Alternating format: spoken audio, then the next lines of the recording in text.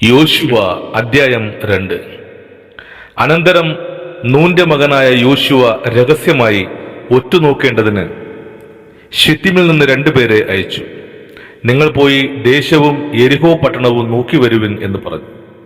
അവർ പുറപ്പെട്ട് റാഹാബ് എന്ന പേരുള്ളൊരു വേശ്യയുടെ വീട്ടിൽ ചെന്ന് അവിടെ പാർത്തു.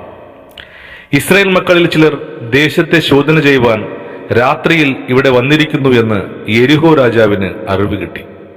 യെരിഹോ രാജാവ് റഹാബിന്റെ അടുക്കൽ ആളയച്ച്, നിന്റെ അടുക്കൽ വന്ന് വീട്ടിൽ കയറിയിരിക്കുന്ന മനുഷ്യരെ പുറത്തിറക്കി തരിക, അവർ ദേശമൊക്കെയും ഒറ്റുനോക്കുവാൻ വന്നവരാകുന്നു എന്ന് പറയിച്ചു.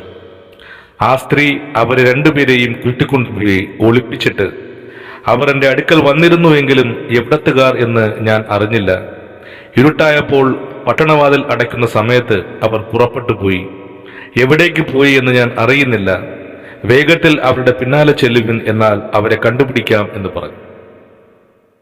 എന്നാൽ അവൾ അവരെ വീട്ടിന്റെ മുകളിൽ കൊണ്ടുപോയി അവിടെ അടുക്കി വെച്ചിരുന്ന ചണത്തണ്ടുകളുടെ ഇടയിൽ ഒളിപ്പിച്ചിരുന്നു. ആ ആളുകൾ യോർദാനിലേക്കുള്ള വഴിയായി കടവുകൾ വരെ അവരെ തിരഞ്ഞു ചെന്നവർ പുറപ്പെട്ട ഉടനെ പട്ടണവാതിൽ അടച്ചു. എന്നാൽ അവർ കിടപ്പാൻ പോകും മുമ്പേ അവൾ മുകളിൽ അവരുടെ അടുക്കൽ ചെന്ന് അവരോട് പറഞ്ഞത്, യഹോവ ഈ ദേശം നിങ്ങൾക്ക് തന്നിരിക്കുന്നു. നിങ്ങളെയുള്ള ഭീതി ഞങ്ങളുടെ മേൽ വീണിരിക്കുന്നു. ഈ ദേശത്തിലെ നിവാസികൾ എല്ലാവരും നിങ്ങളുടെ നിമിത്തം ഉരുകിപ്പോകുന്നു എന്ന് ഞാൻ അറിയുന്നു. നിങ്ങൾ മിസ്രൈമിൽ നിന്ന് പുറപ്പെട്ടു വരുമ്പോൾ യഹോവ നിങ്ങൾക്ക് വേണ്ടി ചെങ്കടലിലെ വെള്ളം വറ്റിച്ചതും യോർദാൻ അക്കരെ വെച്ച് നിങ്ങൾ നിർമൂലമാക്കിയ സീഹോൻ, ഓഗ് എന്ന് 2 അമോര് രാജാക്കന്മാരോട് ചെയ്തതും ഞങ്ങൾ കേട്ടു. കേട്ടപ്പോൾ തന്നെ ഞങ്ങളുടെ ഹൃദയം ഉരുകി.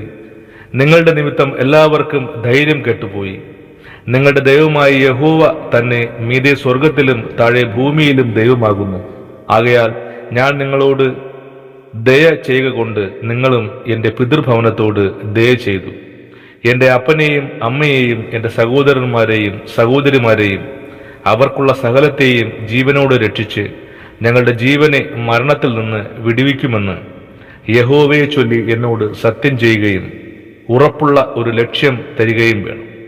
അവർ അവളോട്, ഞങ്ങളുടെ ഈ കാര്യം നിങ്ങൾ അറിയിക്കാതെയിരുന്നാൽ നിങ്ങളുടെ ജീവന് പകരം ഞങ്ങളുടെ ജീവൻ വെച്ചു കൊടുക്കും. യഹോവ ഈ ദേശം ഞങ്ങൾക്ക് തരുമ്പോൾ ഞങ്ങൾ നിന്നോട് ദയയും വിശ്വസ്തതയും കാണിക്കും എന്ന് ഉത്തരം പറഞ്ഞു. എന്നാലേ അവൾ അവരെ കിളിവാതിലിലൂടെ ഒരു കയറ് കെട്ടി ഇറക്കി. അവളുടെ വീട് കോട്ടമതിലിന്മേൽ ആയിരുന്നു. അവൾ മതിലിന്മേൽ പാർത്തിരുന്നു. അവൾ അവരോട്, തിരിഞ്ഞുപോയവർ നിങ്ങളെ കണ്ടുപിടിക്കാതിരിക്കേണ്ടതിന് നിങ്ങൾ പർവ്വതത്തിൽ കയറി അവർ മടങ്ങിപ്പോരുവോളം 3 ദിവസം അവിടെ ഒളിച്ചിരിപ്പിൻ. അതിന്റെ ശേഷം നിങ്ങളുടെ വഴിക്ക് പോകാം എന്ന് പറഞ്ഞു. അവർ അവളോട് പറഞ്ഞത്, ഞങ്ങൾ ഈ ദേശത്ത് വരുമ്പോൾ നീ ഞങ്ങളെ ഇറക്കിവിട്ട ഈ കിളിവാതിൽക്കൽ ഒരു ചുവപ്പ് ചരട് കെട്ടുകയും നിന്റെ അപ്പനെയും അമ്മയെയും സഹോദരന്മാരെയും പിതൃഭവനത്തെയൊക്കെയും നിന്റെ അടുക്കൽ വീട്ടിൽ വരുത്തിക്കൊള്ളുകയും വേണം. അല്ലെങ്കിൽ നീ ഞങ്ങളെ കൊണ്ട് ചെയ്യിച്ച സത്യത്തിൽ നിന്ന് ഞങ്ങൾ ഒഴിവുള്ളവരാകും. ആരെങ്കിലും വീട്ടുവാതിലിന് പുറത്തിറങ്ങിയാൽ അവന്റെ രക്തം അവന്റെ തലമേൽ ഇരിക്കും. ഞങ്ങൾ കുറ്റമില്ലാത്തവർ ആകും. നിന്നോടുകൂടെ വീട്ടിലിരിക്കുമ്പോൾ വല്ലവനും അവന്റെ മേൽ കൈവച്ചാൽ അവന്റെ രക്തം ഞങ്ങളുടെ തലമേൽ ഇരിക്കും. എന്നാൽ നീ ഞങ്ങളുടെ കാര്യം അറിയിച്ചാൽ നീ ഞങ്ങളെ കൊണ്ട് ചെയ്യിച്ച സത്യത്തിൽ നിന്ന് ഞങ്ങൾ ഒഴിവുള്ളവർ ആകും. അതിന് അവൾ, നിങ്ങൾ പറഞ്ഞതുപോലെ ആകട്ടെ എന്ന് പറഞ്ഞ് അവരെ അയച്ചു. അങ്ങനെ അവർ പോയി. അവൾ ആ ചുവപ്പ് ചരട് കിളിവാതിൽക്കൽ കെട്ടി. അവർ പുറപ്പെട്ടു പർവ്വതത്തിൽ ചെന്നു.